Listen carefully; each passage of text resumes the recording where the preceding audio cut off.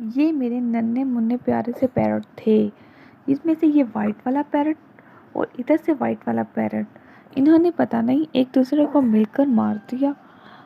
क्यों मारा ये तो हमें समझ नहीं आई। आपस में लड़ झगड़ के मर गए और रात में हमने बिल्कुल सही छोड़ा था और जब सुबह उठे तो ये वाइट पैरट की डेथ हो चुकी थी।